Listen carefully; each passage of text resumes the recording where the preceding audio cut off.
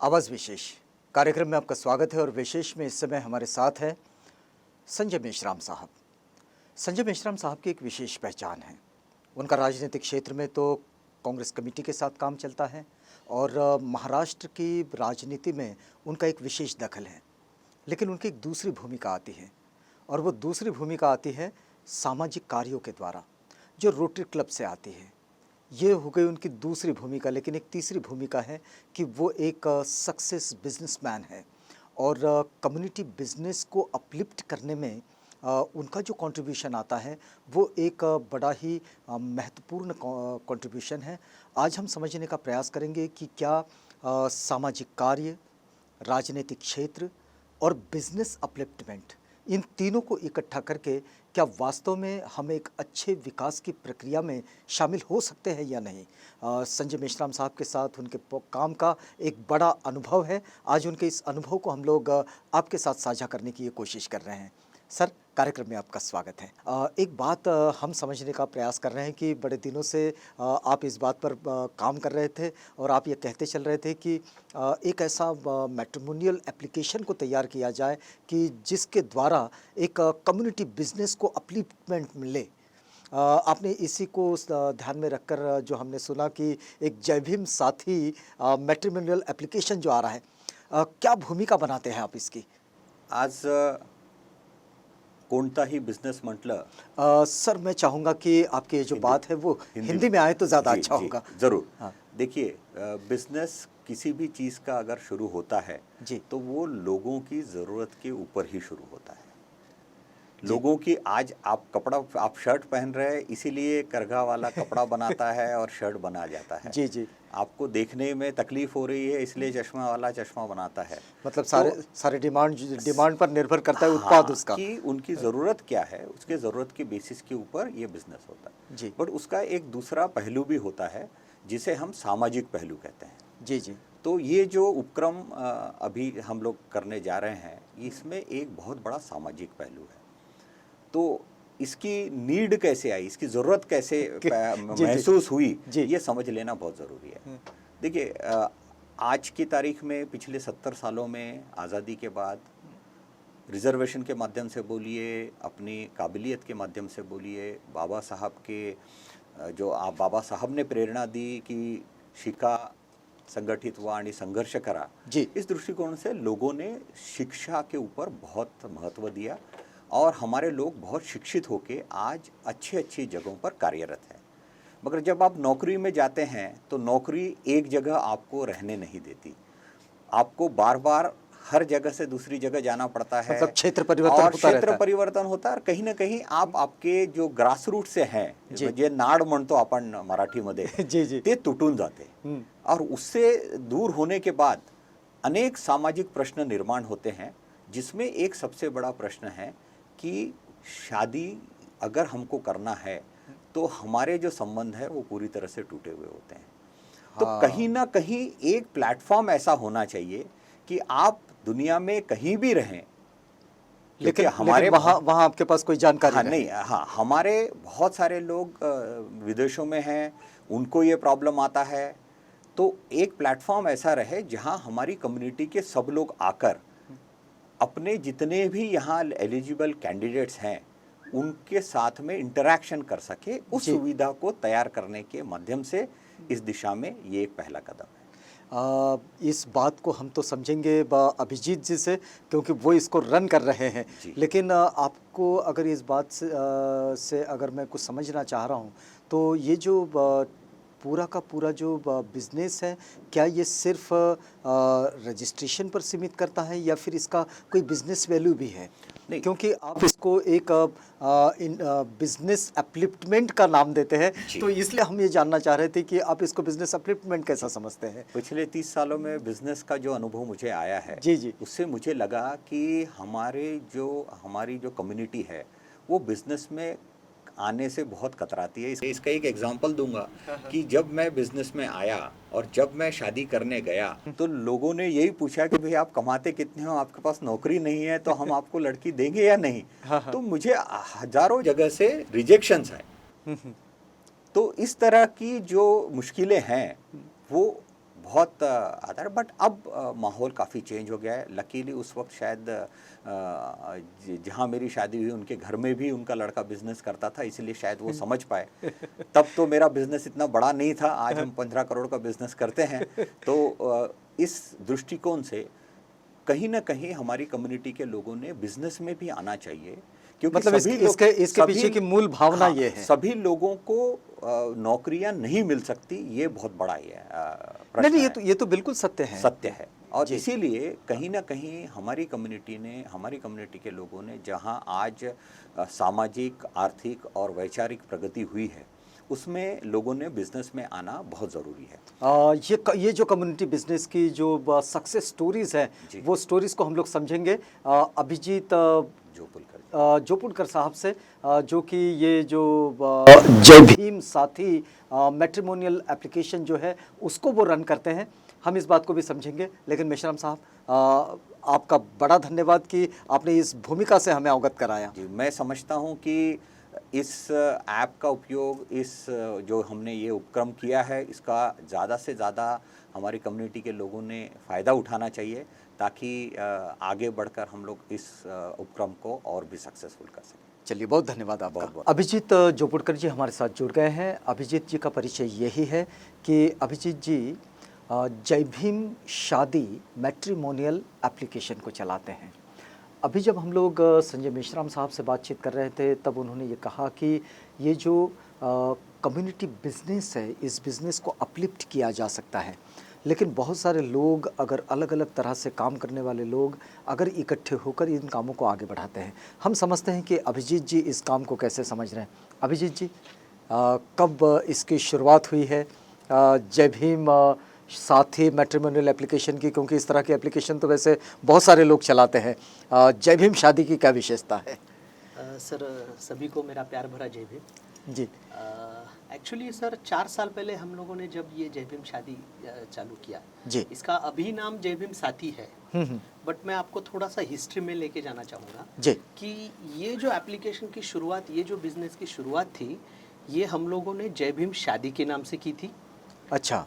पर कुछ दिनों बाद क्या हुआ, 1 साल में जैसे ही बाकी कंपनियों को ऐसा पता चला कि अपने कंपटीशन के लिए सेपरेट जय भीम यानी दलितों के लिए, बहुजनों के लिए अलग मैट्रिमोनी आ गई है, शादी.com ने सर लिटरली उसके ऊपर ऑब्जेक्शन लिया। अच्छा। और शादी.com ने ऑब्जेक्शन लेके गूगल को ये नोटिस दे दी कि शादी ये वर्ड जेनेरिक होके भी कोई यूज़ नहीं कर सकता है। अच्छा। और तभी जाके जय भीम शादी ऐप गूगल ने डायरेक्टली बिना पूछे बंद करवाया। तो मैं आपसे ये कहना चाहूँगा कि एक्चुअली सर बिजनेस करना अपने कम्युनिटी के लिए इतना मुश्किल तो है। फिर गूगल ने इसको शुरू किया कि नहीं? नहीं किया सर। हाँ। हम लोगों ने फिर 8-10 दिन में नया नाम देके, नया एप्लीकेशन बनवा के, नया नाम रजिस्टर करके जय भीम साथी के माध्यम से हम लोग मार्केट में आ गए वापस। अच्छा। और इसके लिए हम लोगों का वापस से लाखों का खर्चा हो गया, पर अभी सर पीछे नहीं हटेंगे। कितना भी मनुवादी हमला हो तो पीछे नहीं हटना। क्या क्या खासियत रखे आपने जय भीम साथी की? सर जय भीम साथी में ऐसा है कि बहुत सारे कम्युनिटी के लोगों को ऐसा है कि रिश्ते ढूंढ पाना बिल्कुल आसान हो गया है। पहले कैसे होता था, जैसे मेश्राम साहब ने भी बताया अपने को कि पहले नॉर्मली जॉइंट फैमिली होती थी, इसलिए मेंबर्स बहुत ज़्यादा होते थे, तो रिश्ता ढूंढना बहुत आसान होता था। अभी क्या हो गया सर, फैमिली छोटी होती जा रही है, न्यूक्लियर होती जा रही है। तो अगर कोई समझो डॉक्टर बनता है, इंजीनियर बनता है, तो अपने इलाके में, अपने एरिया में, अपने डिस्ट्रिक्ट में डॉक्टर्स, इंजीनियर्स मुश्किल से पाए जाते हैं। तो अगर ऐसे बहुत बाहर जाना है तो हम लोगों को ये ऑनलाइन प्लेटफॉर्म के ज़रिए हम जय भीम साथी के माध्यम से डॉक्टर या इंजीनियर रिश्ते ढूंढ पाना अब एक ऐप पे, सिर्फ एक उंगली के क्लिक पे हम लोगों ने ये कर दिया। नहीं, लेकिन इस क्षेत्र में वैसे बहुत सारे लोग काम कर रहे हैं। उनके पास भी उनके अपने अपने पोर्टल्स है जिस पर रजिस्ट्रेशन होते हैं। उस रजिस्ट्रेशन में और इस रजिस्ट्रेशन में क्या विशेषता लगती है आपको? सर सबसे बड़ी विशेषता ये है कि ये बिल्कुल फ्री दिया हुआ है। अच्छा। पहली बात तो अच्छा। ये बिल्कुल रजिस्ट्रेशन बिल्कुल फ्री है। जब आपको कोई कैंडिडेट ऐसा लगे कि हाँ ये मुझे सूट हो रहा है, तब जाके आपको एकदम मिनिमम पेमेंट करना है उसका, वो भी हम लोगों ने नो लॉस नो प्रॉफिट पे रखा हुआ है, क्योंकि गूगल और ये सब ऑनलाइन प्लेटफॉर्म चलाने के लिए जितना पैसा लगता है उतना ही रखा है। बट आज के मैट्रिमोनियल हिस्ट्री में सर मंथली पेमेंट का ऑप्शन सिर्फ और सिर्फ जय भीम साथी की तरफ अवेलेबल है। बाकी एक भी मैट्रिमोनी में मंथली पेमेंट का ऑप्शन अवेलेबल नहीं है। और उसका कारण हम लोग यानी उसकी खोज क्यों हुई, क्योंकि हमारे कम्युनिटी में मोस्टली बहुत सारे लोग जो है वो सर्विस इंडस्ट्री से आते हैं, नौकरियां करते हैं और उनको पगार मिलता है हर महीने में। अच्छा। तो हम लोगों ने उनको बोला कि आप बड़े बड़े 5-5, 4-4 हज़ार के पैकेजेस लेने से अच्छा हम लोगों का खुद का जय भीम साथी ऐप का 400-500 रुपये का एक महीने में भरो और एक महीने में लड़की या लड़का ढूंढने की कोशिश करो। कितने लोग अभी इसमें रजिस्टर्ड है? सर अभी फिलहाल 70,000 कैंडिडेट इस पे रजिस्टर्ड है। मतलब लड़के लड़कियां मिलकर? अच्छा। लड़कियों की संख्या थोड़ी कम है। हाँ। क्योंकि लड़कियों को रेस्ट्रिक्शंस होते हैं। हर लड़की का कोई न भाई होता है, पापा होते हैं, तो वही रजिस्टर करते हैं, क्योंकि अभी तक उनको थोड़े बंधनों में है वो। हाँ। तो हाँ, धीरे धीरे हो जाएगा वो भी। तो 70,000 से ज़्यादा कैंडिडेट है, 5,000 से ज़्यादा शादियाँ हो चुकी है सर। अच्छा। और सक्सेस स्टोरीज है मतलब हमारे। इन 4 सालों में? हाँ, इन 4 सालों में। और बहुत अच्छा, सारे अगर लोग अगर इसकी कोई सक्सेस स्टोरी को आप अगर हमारे दर्शकों के साथ शेयर करना चाहे तो? हाँ, सक्सेस स्टोरी नहीं शेयर करूंगा, बट मैं पोस्ट सक्सेस एक शेयर जरूर करना चाहूँगा। अच्छा। कि क्या हुआ जब हम लोगों ने शुरुआत की तो पहला एक कैंडिडेट था जो कि नासिक के ही थे। तो उनकी शादी जय भीम साथी ऐप के माध्यम से हो गई। और बताने में बहुत आनंद लगेगा कि उनका बाइक प्रोडक्ट भी जब तैयार हो गया, यानी उनको लड़की हुई 1 साल बाद, तो हम लोगों ने जय भीम साथी की तरफ से उन लोगों को एक पायल वो लड़की को भेंट दी। क्योंकि हम लोगों को ऐसा लगा कि चलो जय भीम साथी के माध्यम से कुछ ना कुछ अच्छा कार्य हो रहा है आगे चल। अच्छा। एक बात मैं आपसे ये जानना चाहूँगा, क्योंकि आपने जय भीम साथी को एक कम्युनिटी बिजनेस का नाम दिया है।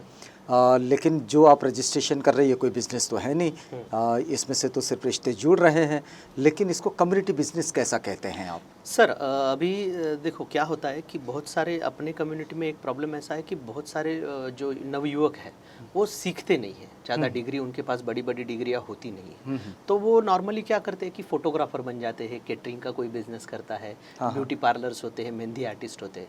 तो हम लोगों का ये कहना है कि आप आओ, वो एप्लीकेशन में रजिस्टर करो, और जो भी कैंडिडेट्स है उनको शादी तय होने के बाद कभी ना कभी तो फोटोग्राफर लगने वाला है, लॉन्स लगने वाला है, वेडिंग हॉल्स लगने वाले हैं, हनीमून की पैकेजेस के लिए अपना ट्रैवल्स इस्तेमाल करो।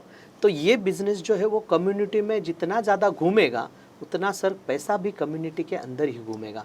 और ये अपने को प्रोग्रेस का एक सिंबल होता है सर। किसी भी कम्युनिटी में जैसे जैसे बढ़ोतरी होती है तो वो क्या ये सब आपने 4 साल में इसकी प्रैक्टिसिंग की? हाँ सर, बिल्कुल। तो कितना रिस्पांस आया इसको? सर बहुत अच्छा रिस्पांस है। बट क्या होता है कि जब कभी भी अपने कम्युनिटी में प्रॉब्लम यह है कि बिज़नेस की तरफ देखने का नज़रिया थोड़ा सा अलग है। आज भी अगर किसी को छोटी सी भी नौकरी लग जाती है ना, तो वो अपना एस्टेब्लिश बिजनेस छोड़ के सर वहाँ पे चला जाता है। इतना ही दुख होता है। पर मैं सभी भाई बहनों से ये कहना चाहूँगा कि अगर अपने सपनों को सही में साकार करना है ना सर, तो बिज़नेस के अलावा दूसरा कोई चांस नहीं है। बिज़नेस करो, नौकरियां तो आती जाती रहती है। तो कितने फोटोग्राफर्स, कितने कैटरर्स, कितने इवेंट मैनेजर्स इस पे जय भीम साथी पर अभी रजिस्टर्ड हैं? सर अभी देखा जाए तो 1,000 से ज़्यादा ऑलमोस्ट प्रोफेशनल्स, यानी एडवोकेट्स है, डॉक्टर्स है, अच्छा। फोटोग्राफर्स है, वेडिंग लॉन्स है, ऐसे पूरे देश भर से लगभग 1,000 से ज़्यादा हो गए। और आपके माध्यम से मैं आह्वान भी करना चाहूँगा सबको कि ज़रूर हमारे मेल आईडी पे आप अगर भेजेंगे आपका जो भी बिज़नेस का डिटेल्स है, तो हम लोग उसको फ्री ऑफ कॉस्ट शुरुआत में देंगे। बट बाद में आपको एकदम मिनिमम चार्ज के साथ आपको वहाँ पे एंट्री मिलेगी, पर आप कम्युनिटी में बिजनेस करना सीख जाएंगे सर। एक दूसरी बात मैं समझना चाह रहा हूँ कि जय भीम साथी पे जो रजिस्ट्रेशन है लड़कों के और लड़कियों के, जो युवक और युवतियाँ विवाह के लिए तैयार हैं, वो सिर्फ किसी विशिष्ट क्षेत्र से है या फिर पूरे भारत से है या फिर पूरी दुनिया से है? कैसे है, किसका रजिस्ट्रेशन है? मतलब अमूमन रजिस्ट्रेशन किसका है? सर एक्चुअली भारत भर से कैंडिडेट है। बिल्कुल जम्मू कश्मीर से लेके कन्याकुमारी तक कैंडिडेट्स तो है ही है। पर हम लोगों के कम्युनिटी में जो भी लोग बाहर गए हुए हैं, कोई लंदन में सीख रहा है, कोई नौकरी करने के लिए गया है, तो वो भी लोग वहाँ से रजिस्टर्ड है सर। अच्छा। ऐसा बहुत सारा डेटा अपने पास अवेलेबल है और वो लोग हैप्पी भी है सर। क्या बात है, बहुत बढ़िया। अगर ये सारे लोग इसमें जो जुड़ते हैं, क्या वो सिर्फ एक बुद्धिस्ट कम्युनिटी से हैं या फिर बुद्धिस्ट कम्युनिटी के बाहर के भी लोग हैं जो इस पोर्टल पर रजिस्ट्रेशन कर लेते हैं? ज़्यादातर बुद्धिस्ट कम्युनिटी के ही है, बट बहुत सारे लोग ऐसे आते हैं दूसरे कम्युनिटी से, क्योंकि दूसरे कम्युनिटी वाले कम हैं पर आते हैं। मतलब रजिस्ट्रेशन करते हैं, मतलब जो किसी तरह के जाति और धर्म भेद को नहीं हाँ, मानते, वो करते वे लोग ज़रूर करते वे हैं। करते हैं। चलिए, बहुत अच्छी बात है। आज आपने ये जो जय भीम साथी का जो इंट्रोडक्शन यहाँ पर दिया, अगर ये इस पूरे इंट्रोडक्शन को अगर समराइज़ करना चाहें तो एक संदेश के रूप में आप क्या कहना चाहेंगे? सर, संदेश के रूप में मैं तो इतना ही कहना चाहूँगा कि मेरे जैसे जो युवक है, जी अभी मैं आपको बड़ी बात नहीं है पर बताना ज़रूर चाहूँगा जी। कि मेरा education actually diploma in printing technology हुआ है। पर मैंने प्रिंटिंग का काम कभी नहीं किया सर। मैंने ऑनलाइन बिजनेस में इसीलिए प्रवेश किया क्योंकि आगे आने वाली इंडस्ट्री जो है वो ऑनलाइन की इंडस्ट्री है सर। और ऑनलाइन की इंडस्ट्री में अगर हम लोग अभी एंट्री नहीं करेंगे तो आगे चल के हम अपने बच्चों को कुछ भी नहीं दे पाएंगे। इसलिए मेरा सभी से यही निवेदन है कि ज़्यादातर कोशिश कीजिए कि ऑनलाइन बिजनेस में आप एंट्री करें, किसी भी माध्यम से हो, छोटा क्यों ना हो, पर आप ऑनलाइन बिजनेस में ज़रूर एंट्री कीजिए सर। जो लोग वक्त के साथ नहीं होते वो बहुत पिछड़ जाते हैं। इस समय अभिजीत जोपुड़कर जी जो बात कहने जा रहे हैं वो यही है कि यदि हम लोग ठीक तरीके से वक्त का आकलन नहीं कर पाएंगे तो फिर पिछड़ जाएंगे। और ये जो पिछड़ापन है ये सब क्षेत्र में आता है, चाहे वो शिक्षा के क्षेत्र में हो, अर्थ के क्षेत्र में हो, संस्कृति के क्षेत्र में हो, धर्म के क्षेत्र में हो, हमारी लाइफस्टाइल के क्षेत्र में हो, हमारी जीवन शैली में हो। तो यदि हम इन सब चीज़ों को ठीक करना चाहते हैं तो वक्त के साथ चलना सीखें। अभिजीत जी, आप हमारे साथ आए और हमसे बातचीत की, इस पूरी बातचीत के लिए आपका बहुत धन्यवाद। आप बने रहिएगा आवाज़ इंडिया के साथ, प्रोग्राम आगे भी जारी है।